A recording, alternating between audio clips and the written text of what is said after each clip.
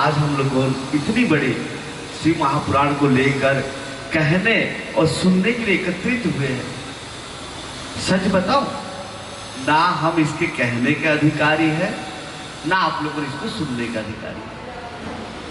ये तो कलयुग में अचानक कृपा हो गई है व्यास जी की, कि आज व्यास जी के परम प्रिय शिष्य सूत जी महाराज ने जो कथा सुनाई है, उस कथा को आज हम लोगों ने आकर कह रहे हैं और सुन रहे हैं। तो आइए, सबसे पहले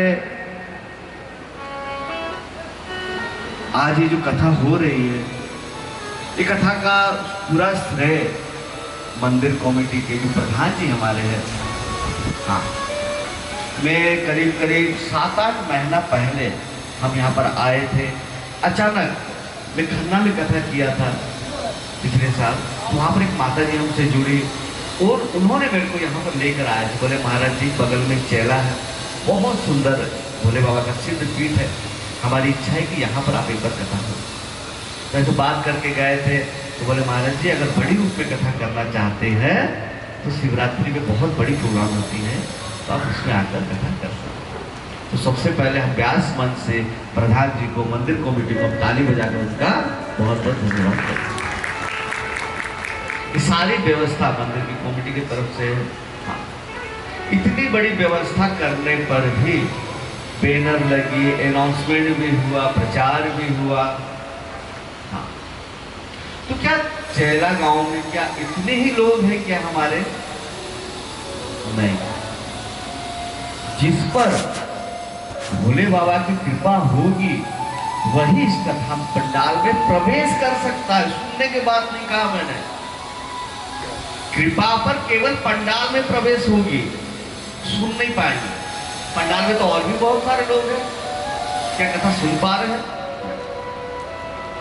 एक होती है कृपा, एक होती है विशेष कृपा। फिर शांत, एक होती है कृपा, एक होती है विशेष कृपा। तो आज इतनी बड़ी संगीता को लेकर आज हम यहाँ पर एकत्रित हुए। तो आइए, आज हम लोग बड़े भागी है कि आज इस कथा को कह रहे हैं और सुनने के लिए यहाँ उपस्थित। एक बार प्रेम से बोलो हर हर महादेव।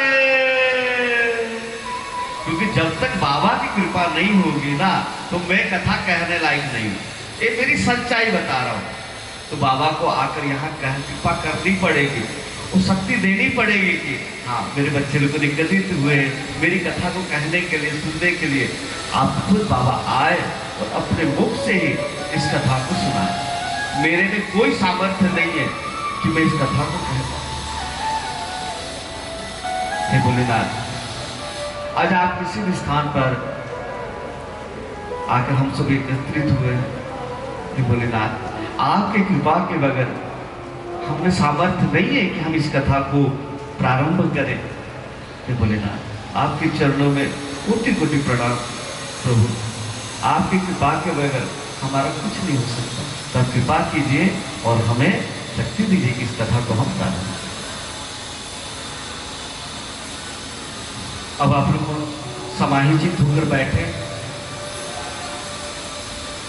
प्रवचन प्रारंभ करने से पूर्व हम थोड़ा अपने बारे में आप लोगों को बताना चाहूंगा। मैं एक धर्म का प्रचारक हूं। हम लोगों को प्रचारक कहा जाता है क्योंकि हम लोगों का आगे नहीं कोई, पीछे कोई नहीं। हम लोगों हर नगर में, हर शहर में कथा कहने का एक ही उद्देश्य है कि जेन केनो प्रकारेण मन कृष्ण निवेश, तस्मात् किनाप्य उपायन मन कृष्ण निवेश। जैसे भी करके एक कलयुगी जीव भोले बाबा को, हमारे राम को, हमारे कृष्ण को प्राप्त करना। हाँ, कथा करने का केवल एक उद्देश्य कि कलयुगी जीव अपना लक्ष्य को भूल चुका है कि हमारा जीवन का लक्ष्य क्या है, ये किसी को कोई पता ही नहीं, ताकि हमारा कनाडा का वीजा लग जाए। हाँ, मतलब आज तक हमें ये पता ही नहीं कि हमारा जीवन का लक्ष्य क्या है। क्या लक्ष्य है? तीन पुराणों के द्वारा आज हम लोगों को एक गंभीर प्रश्न का समाधान होगा। बस जीवन के यही लक्ष्य है कि जेनो के प्रकार मन कृष्ण निवेश लोगों को श्री कृष्ण भक्ति पहुंचाओ। आइए, कोई भी ग्रंथ को प्रारंभ करने से पूर्व हम उस ग्रंथ के बारे में थोड़ा जानेंगे। हाँ। देखिए, संसार में अनेकों ग्रंथ हैं। हाँ, रोज नए नए ग्रंथ लिखे जा रहे हैं। कोई गीता प्रभाष्य लिख रहा है, कोई भागवत पट्टिका लिख रहा है, कोई शिव महापुराण की नई नई रचना टीका बना रहे हैं। संसार में अनेकों प्रकार के ग्रंथ हैं। शास्त्र के अनुसार जितने भी ग्रंथ हैं, उन ग्रंथों को 3 भाग में बांट लीजिए। मेरी आवाज आप तक पहुंच रही है? समझ में आ रही है? हाँ। जितने भी संसार में ग्रंथ है, कुल टोटल 3 भाग में उसको बांट लीजिए। पहला है कृत ग्रंथ। कृत ग्रंथ हम किसे कहते हैं? अब मान लो कोई बुद्धि से थोड़ा पढ़ा लिखा है, भागवत जी को पढ़ लिया, गीता पढ़ लिया, रामचरितमानस को अध्ययन कर लिया, शिव महापुराण को अध्ययन कर लिया, सामने पढ़ाई और उस सारे ग्रंथों को पढ़ के वो अपनी बुद्धि से ग्रंथों की रचना प्रारंभ कर देते हैं।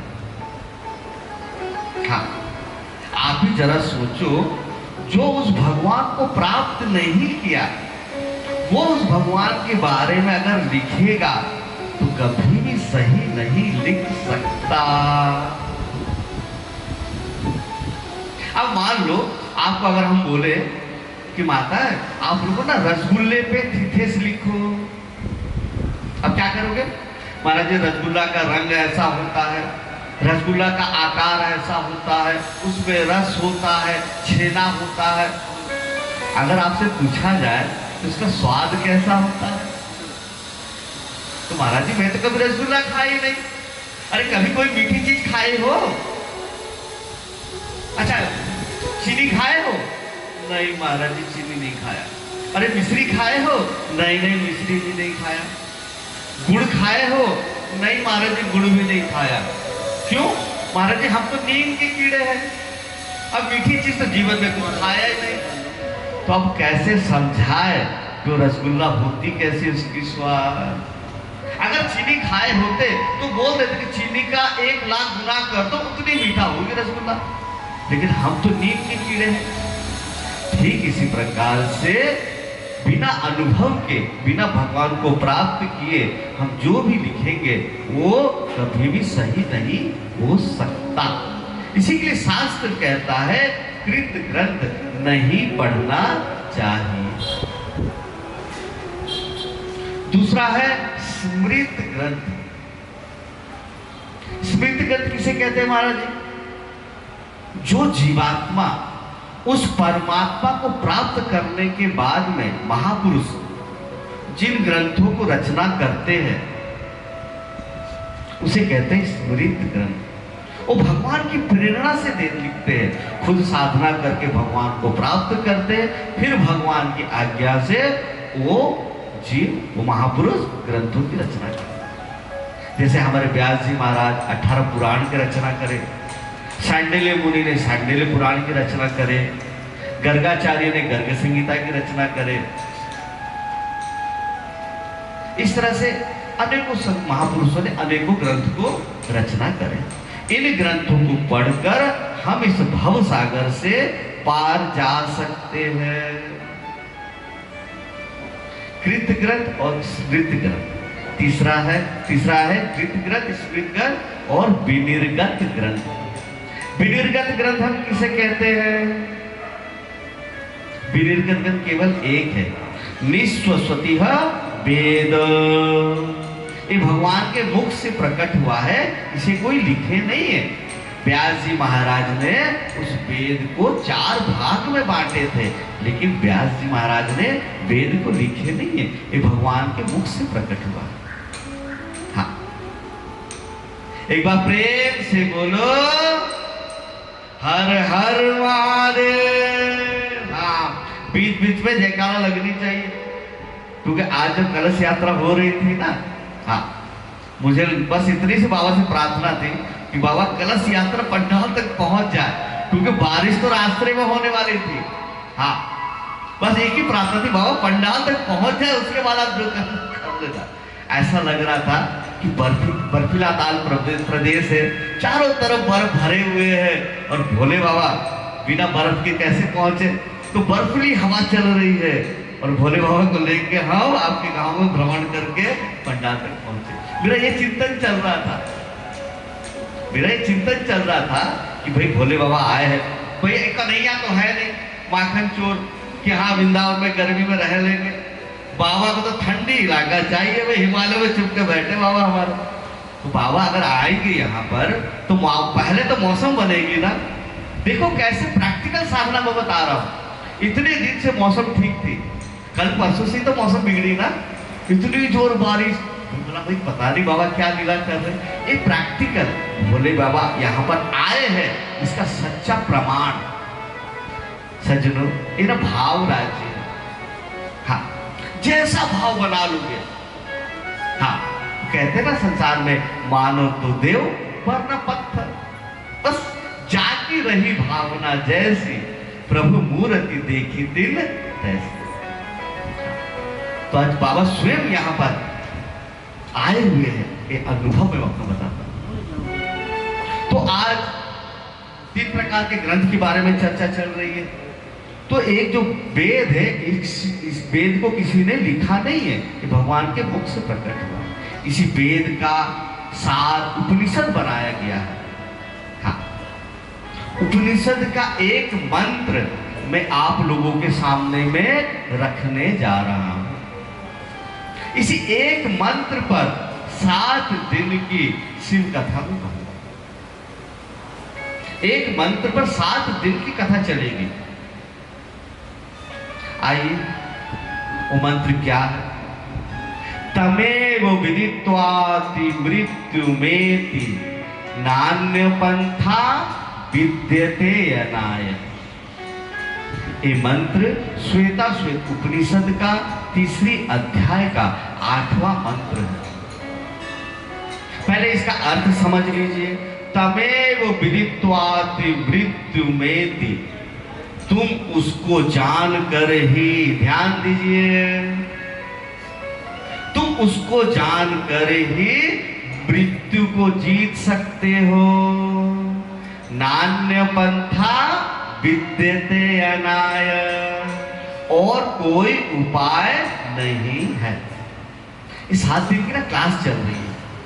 हाँ, और कोई उपाय नहीं है उसको जानने का, जब तक उसको तुम नहीं जानोगे। जानने वाला कौन? हम सब जीवात्मा। जीवात्मा उस परमात्मा को जानने के लिए यहाँ तो ठंड में बैठे हुए हैं, है कि नहीं? तो कमरे में गरम गरम कॉफी पीते, कंबल ओढ़ के बढ़िया से मोबाइल चलाते। क्यों यहाँ पर हम आए हैं? इतनी हवा चल रही है, ओढ़ के कांपते हुए बैठे हुए। एक ही कारण कि हम सबके मन में भाव प्रकट हुआ है कि हम उनकी कथा सुने, उनको जाने, उनको प्राप्त करें। सच है ना? तब तो आए यहाँ पर हम लोग। तो यानी कि जानने वाला हम जीवात्मा, और उस परमात्मा को जानना चाहते हैं, पाना चाहते हैं। जीवात्मा मतलब तो 84 लाख योनि की जीवात्मा ना। कुत्ता, बिल्ली, गधा, स्वर, क्या सब भगवान को जान सकते हैं? हाँ जी, नहीं। मानते हैं कि हम अमृत स्वयं पुत्र, उस अमृत भगवान के हम बच्चे हैं, लेकिन उसको जानने का अधिकार केवल हम मनुष्य को है। और कोई शरीर से उस भगवान को, उस परमात्मा को हम नहीं जान सकते। न मानुषम विना न्यत्र तत्तुत, मनुष्य के अतिरिक्त और कोई भी उस भगवान को पाने का तत्व ज्ञान। तत्व ज्ञान मतलब आप रोटी बनाते हैं ना, रोटी बनाने का तत्व ज्ञान आपके पास में है। हमें रोटी बनाने बोले तो हमको आएगा नहीं, हमने कभी रोटी बनाया नहीं, तो रोटी का बनाने का तत्व ज्ञान आप लोगों को पता है। ठीक इसी प्रकार से भगवान को पाने का एक तत्व ज्ञान होता है कि ऐसे ऐसे करो, ऐसे भजन करो, ऐसे साधना करो, तुम उसको पा लोगे। इसको कहते हैं तत्व ज्ञान। तो और कोई जीव के पास वो तत्व ज्ञान नहीं है, केवल मनुष्य ही उस भगवान को जान सकता है। लेकिन महाराज, भगवान ने ऐसा अन्याय क्यों किया? कुत्ता, बिल्ली, गधा, सुअर सब तो भगवान के बच्चे हैं, तो क्या सब भगवान को क्यों नहीं जान सकते? थोड़ा सा बुद्धि लगाइए। हाँ, ये इतना इंपॉर्टेंट विषय है, आज महात्म्य की कथा है ना। हाँ, ये बहुत मर्म की चीज बता रहा हूं। हमारी गाड़ी यहीं पर फंस गई है। हाँ, तो केवल मनुष्य की भगवान को भक्ति कर सकता है, और कोई जीव क्यों नहीं कर सकता? आइए इस बात को आज हम समझें। केनो उपनिषद कहता है, इह चेदि तथा सत्यमस्ति, ना चेदि हवेदि महति विनष्टि। हे मनुष्यों, जल्दी से जल्दी उस भोलेनाथ को जान लो, उस परमात्मा को जान लो। अगर एक बार तुम्हारा मनुष्य शरीर चूक गया तो पता है क्या होगा? क्या होगा? तो कठोपनिषद कहता है, यह चेत दशकं बोद्धुं प्राक् शरीरस्य विस्रसः ततः सर्वेषु लोकेषु शरीरद्वय कल्पते। करोड़ों जन्मों तक कुत्ता, बिल्ली, गधा योनि में भटकोगे। हाँ, सर्वेषु करोड़ों जन्मों तक। इसीलिए सज्जनों, उत्तिष्ठत जाग्रत प्राप्य वराम निबोधत। उठो, जागो और किसी तत्वदर्शी की शरण में जाओ। किसी तत्वदर्शी के शरण में जाओ, जो तुम्हें बताएगा कि तुम्हारा जीवन का लक्ष्य क्या है। कृपालु जी महाराज कहते हैं, उठो उठो, जागो जागो, गोविंद राधे, गुरु ढीग जा, गुरु गोल बता दे। उठो, जागो और किसी तत्वदर्शी, किसी संत के, किसी गुरु के शरण में जाओ। वो तुम्हें बताएंगे तुम्हारा जीवन का लक्ष्य क्या है। अभी हमारा जीवन का लक्ष्य क्या है? बस अभी हम पढ़ रहे हैं, उसके बाद पढ़ाई खत्म हो गई, अब कॉलेज चले गए, कॉलेज 2-4 साल कॉलेज में पढ़े, उसके बाद माता पिता ने हमें शादी कर दिया, है कि नहीं? अब जैसे आज के फेरा ले लिए, तू मेरी पत्नी, मैं तेरा पति। अब शादी हो गई तो बच्चे हो गए साल भर के अंदर में। अब बच्चे को लालन पालन करने में, पढ़ाने लिखाने में पूरा जीवन बीत गया। अब मेरा बेटा बेटी बड़े हो गए, अब उसके लिए दूल्हा ढूंढ रहा। अब बेटा बेटी का भी शादी कर दिए, अब नाती पोते हो गए, अब हाँ दादा दादी नाना नानी बन गए। अब चलो मृत्यु के लिए, चलो अब जलने के लिए तैयारी करो लकड़ी का। जो पढ़ने आए थे यहाँ पर, बच्चा पैदा करने आए थे, 2-4 बिल्डिंग बनाने आए थे, किस लिए हम आए थे हमको पता ही नहीं चला।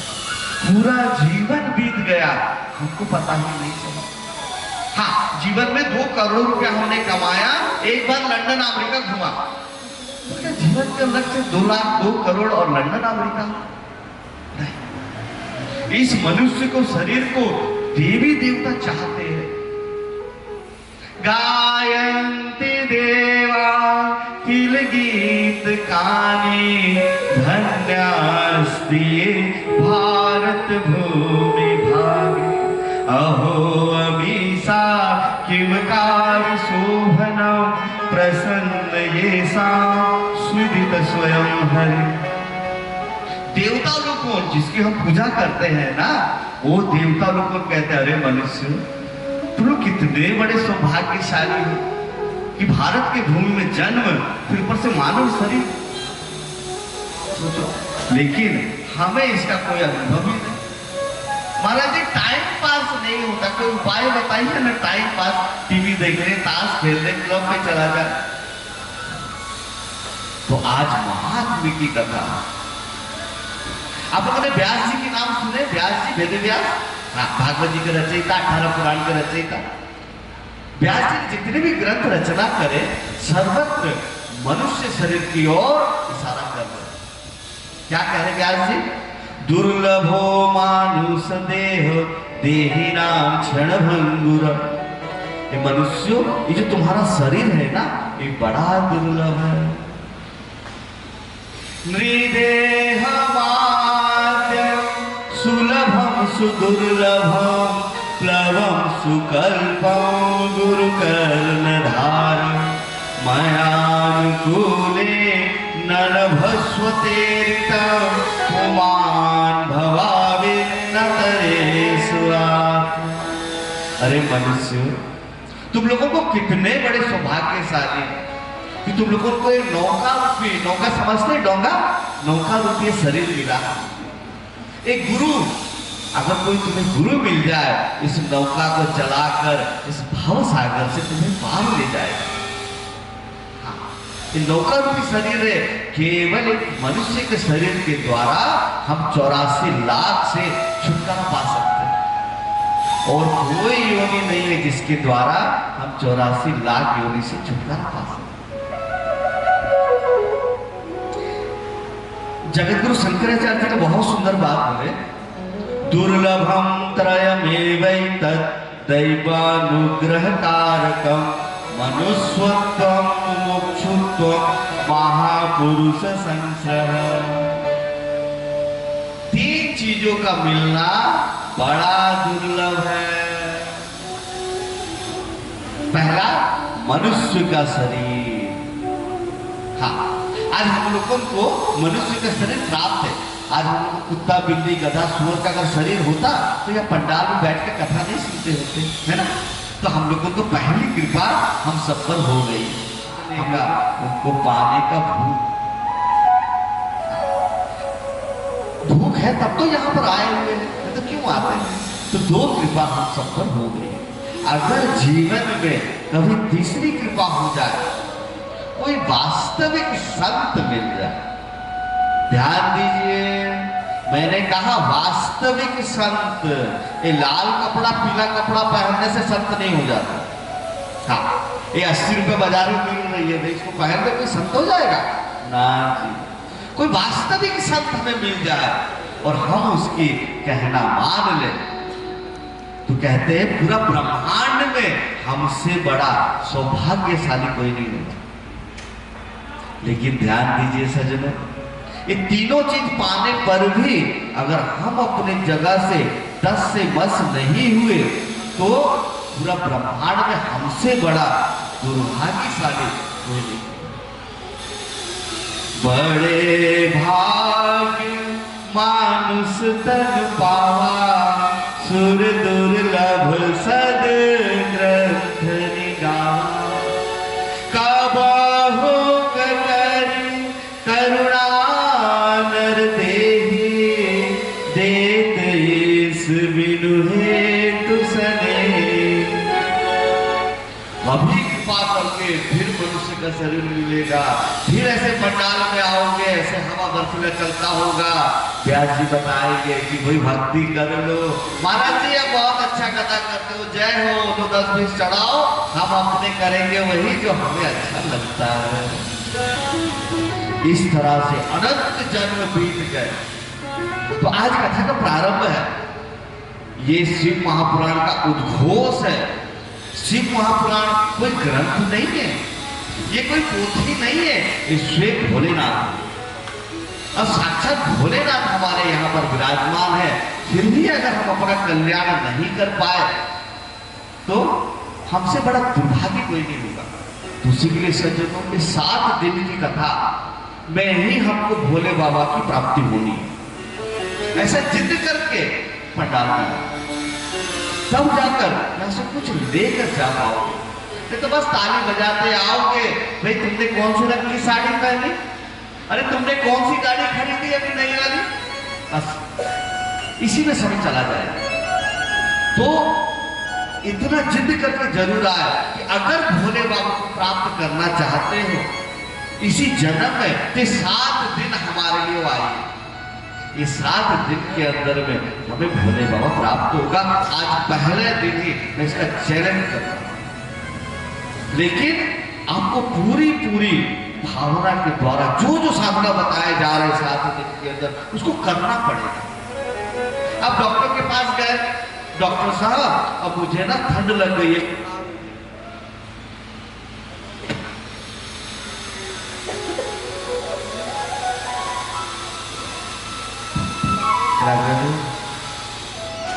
तो डॉक्टर साहब मुझे ना ठंड लग रही है, खांसी हो रही, बुखार हो रही है। डॉक्टर साहब दवा देंगे, सुबह 2 गोली, शाम को 2 गोली। डॉक्टर साहब इतनी लंबी चौड़ी शरीर, एक छोटी छोटी गोली क्यों देते हो? कोई बड़ी बड़ी गोली बना के दो, या फिर बोतल भर भर की गोली दो तो एक साथ खाएंगे। ना, डॉक्टर ने जैसा जैसा कहा वैसा वैसा खाओ, आपकी बीमारी ठीक हो जाएगी। ऐसा ही होता है ना संसार में। ठीक इसी प्रकार से इस 7 दिन के अंदर में जो जो चीज आप लोगों को बताया जा रहा है उसे करते चलो। आज उद्घोष करता हूं, शिवरात्रि के दिन में भोग पड़ेगा तो भोले बाबा साक्षात दर्शन। अगर नहीं हो रही है तो हमसे पूछो, महाराज जी आपने जो बोला था हमने किया, फिर भोले बाबा क्यों नहीं दर्शन हुआ? इसका जवाब मैं दूंगा। ये चैलेंज है आज मामला। एक बार प्रेम से बोलो, आवाज नहीं है, इतने बोलने पर भी आवाज मुझसे नहीं निकली। भाई मैंने कहा ना 7 दिन की क्लास चल रही है। क्लास मतलब जैसे पढ़ने जाते हैं ना, पूरा सावधान, टीचर आंख दिखाते रहते डंडा लेकर। तो 7 दिन की क्लास चल रही है। अगर इस पंडाल के अंदर आ गए हो तो अपनी बीमारी तो ठीक करना पड़ेगा। देखो 2 प्रकार के डॉक्टर होते हैं। एक प्रकार के डॉक्टर कैसे, हम गए डॉक्टर साहब ऐसे ऐसे बात है, देखो खांसी सर्दी जुकाम जो भी हुआ, डॉक्टर साहब ने लिख दिया, लो भैया दवा खा लेना, मेरा फीस मुझे दे दो। अब ठीक हुए नहीं हुए डॉक्टर का कोई रिस्पॉन्सिबिलिटी नहीं। और एक दूसरे प्रकार के डॉक्टर होते हैं, अगर गलती से भी हॉस्पिटल में घुस गए बीमारी लेकर तो डॉक्टर पकड़ के जबरदस्ती दवा खिलाएगा। बीमार को छोड़ ही नहीं सकता है, ठीक करके जाऊंगा। वो मरीज चाहे ना चाहे बीमारी को ठीक करके छोड़ेगा। तो मैं दूसरे प्रकार के डॉक्टर हूं। पंडाल में आए हो तो कल्याण करना। एक बार प्रेम से बोलो, आवाज नहीं आई, एक बार जोर से बोलो। आइए 2 मिनट कीर्तन कर लेते हैं।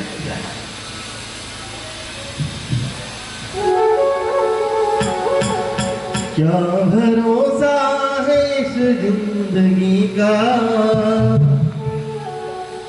क्या भरोसा है इस जिंदगी का, साथ देती नहीं है किसी का। क्या भरोसा है इस जिंदगी का, क्या भरोसा है इस जिंदगी का, साथ देती नहीं है किसी का, किसी का साथ देती नहीं है किसी का। क्या भरोसा है इस जिंदगी का, क्या भरोसा है इस जिंदगी का, साथ देती नहीं है किसी का, साथ देती नहीं है किसी का।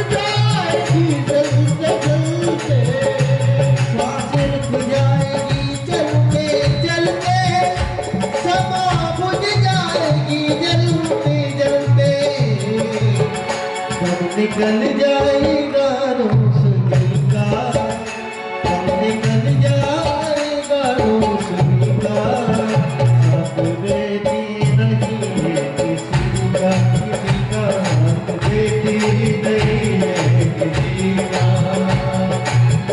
क्या भरोसा है इस जिंदगी का, क्या भरोसा है इस जिंदगी का, साथ देती नहीं है किसी का, किसी का साथ देती नहीं है किसी का।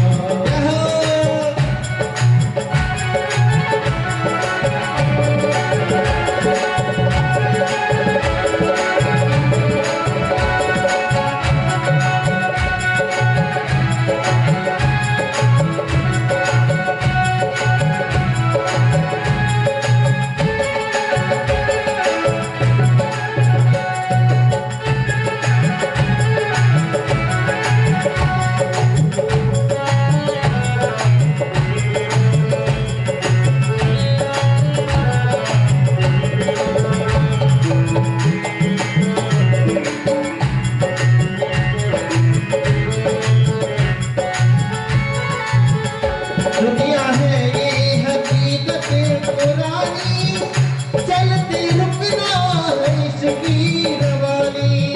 तो ये दुनिया हकीकत पुरानी, चलते रुकना है इसकी रवानी। दुनिया है ये हकीकत पुरानी, चलते रुकना है इसकी रवानी। दुनिया है ये हकीकत पुरानी, चलते रुकना है इसकी रवानी।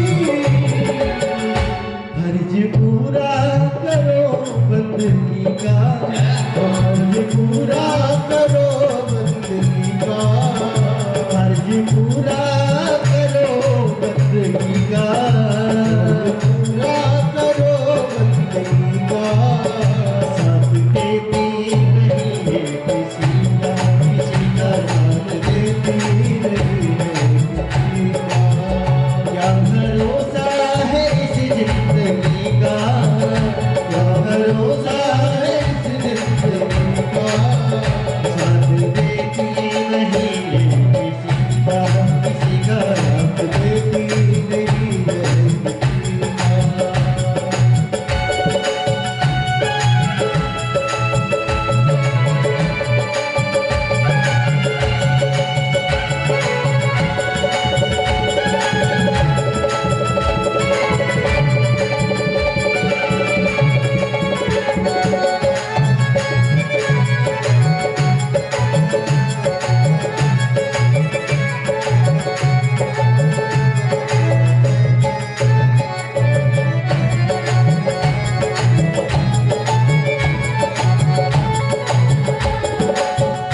हम रहेगा मोहब्बत रहेगी, दास्तां अपनी दुनिया कहेगी।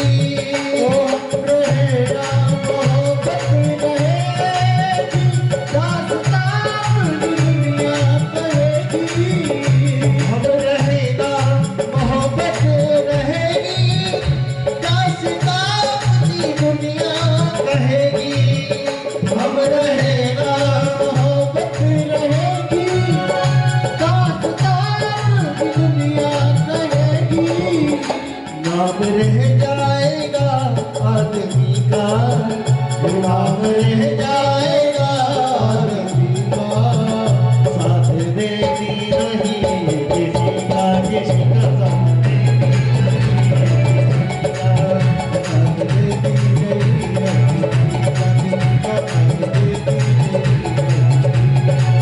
क्या भरोसा है इस जिंदगी का, क्या भरोसा है इस जिंदगी का, क्या भरोसा है इस जिंदगी का, क्या भरोसा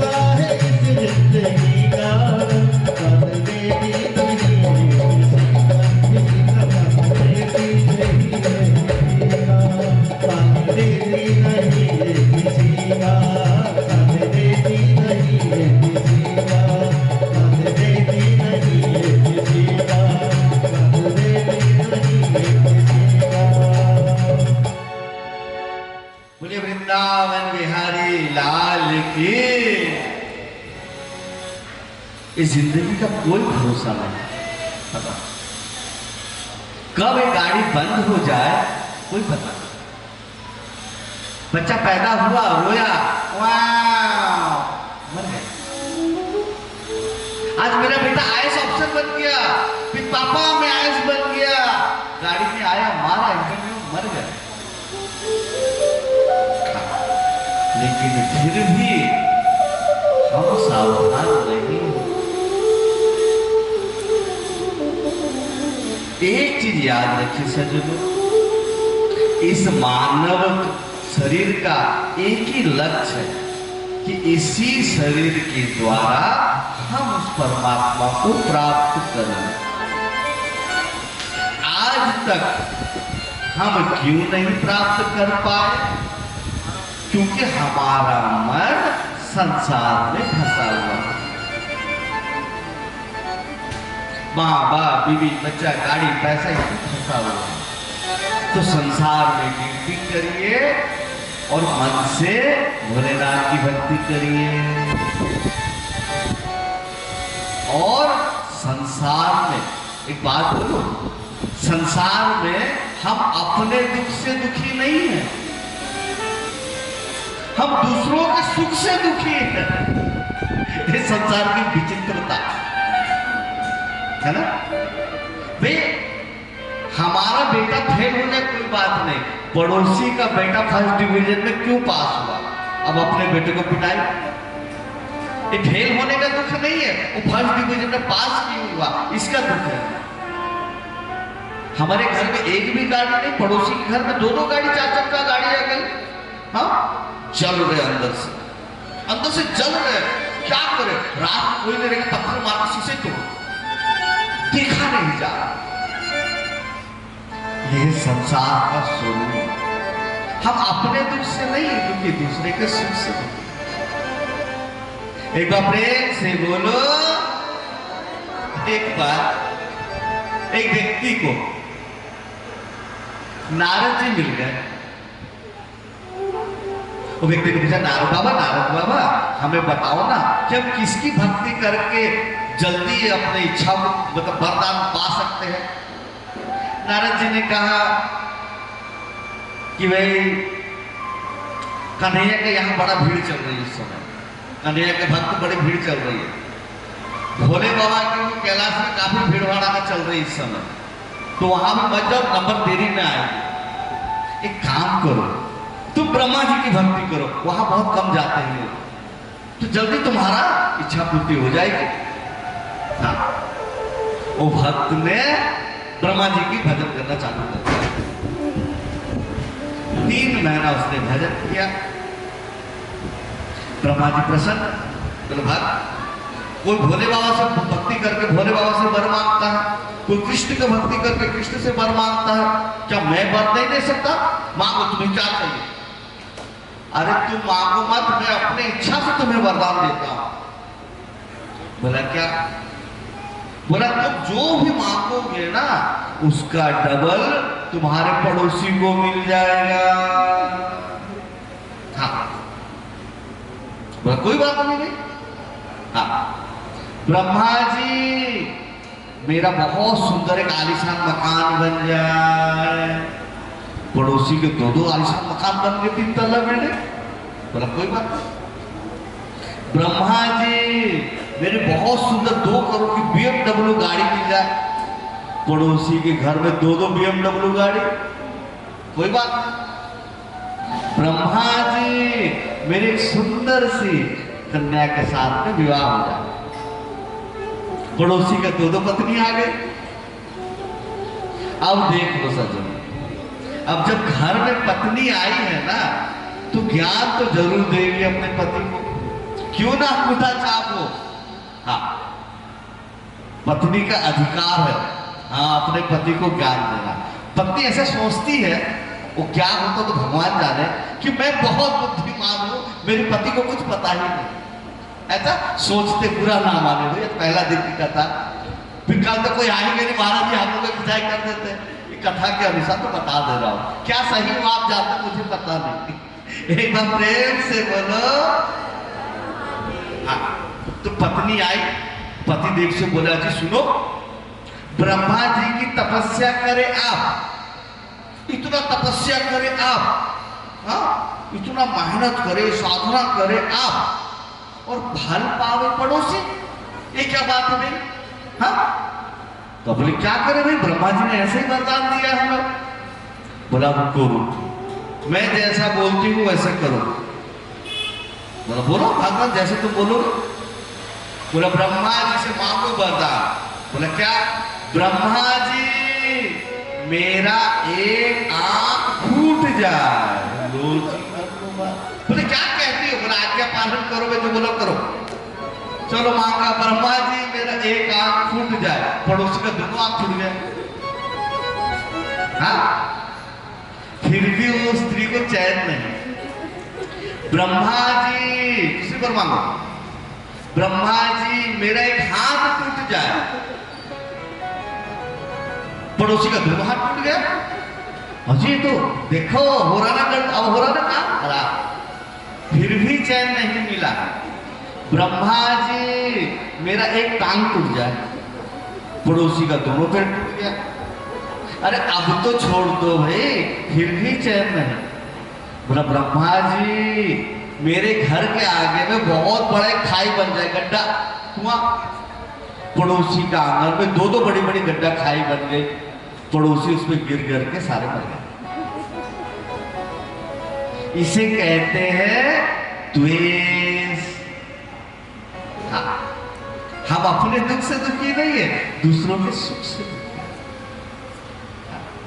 द्वेष सज्जनों एक ऐसा चीज है जिस व्यक्ति में लग जाए ना, उस व्यक्ति को खा जाता है। दीमक समझते हैं, लकड़ी में घुन लग जाती है दीमक, हाँ, वो लकड़ी को ही खा जाता है। इसलिए भक्ति पथ में चल रहे हो ना, तो पहली सीढ़ी को याद रखो, संसार में ना राग ना द्वेष, अपने भाग्य से खा लो। आपको अगर अधिक चाहिए, मेहनत करो, बुद्धि दिए भगवान से, बुद्धि से कमाओ, ये अपना प्रारब्ध से हमको सारा चीज मिल रहा है। ये मनुष्य का शरीर का केवल एक लक्ष्य, अपने उस पिता परमेश्वर को प्राप्त कर लो, उस भोलेनाथ को प्राप्त कर लो इसी जन्म में, फिर नहीं। लेकिन महाराज जी आप मानव शरीर के लिए इतना देर से बोल रहे हैं, हम मनुष्य हैं, हमें तो ऐसा कुछ अनुभव होता नहीं कि हमारे शरीर में इतना बड़ा बड़ा कमाल है। हाँ, और हमने और एक बात सुन रखा है, क्या? आहार निद्रा भय मैथुनञ्च सामान्य में पशुभिर समान। महाराज हमने एक बात सुन रखा है, आहार निद्रा भय और विषय भोग हम जैसे करते, पशु पक्षी को ऐसे करते, तो हमें और पशु पक्षी को फर्क क्या है महाराज? एक बात बोलूं, आप फर्क की बात करते हैं, हमसे बहुत अच्छे हैं पशु पक्षी। हाँ,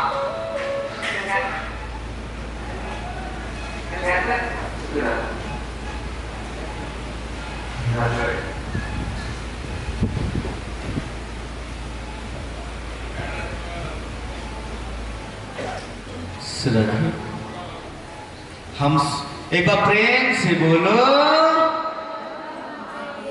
हमसे बहुत अच्छे पशु पक्षी।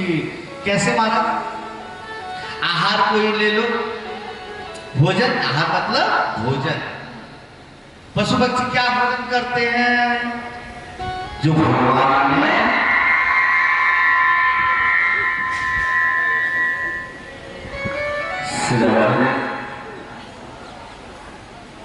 जैसे सिराजे भोजन, हम लोग को क्या, पशु पक्षी क्या भोजन करते हैं? जो भगवान ने उनके लिए नेचुरल बनाया, फल बना दिए, है ना, फल बना दिए, सब्जी बना दिए, और गाय के लिए हरी हरी चारा बना दिया। हमारी गौ माता बगल में गौशाला है, हाँ, रोज उनको हरी हरी चारा डाल दो, सूखा सूखा घास डाल दो। भगवान ने जो उनके लिए बनाया नेचुरल खाते हैं। गौ माता कभी कहती है कि क्या रोज रोज घास घास दे देते हो, कुछ चेंज करो, चेंज करो। ना, वो जो उनके लिए भगवान ने बनाया उसी से संतुष्ट है। हम मनुष्य के लिए भी भगवान ने भोजन बनाया है। हाँ, फल बनाया, धो के खा लो।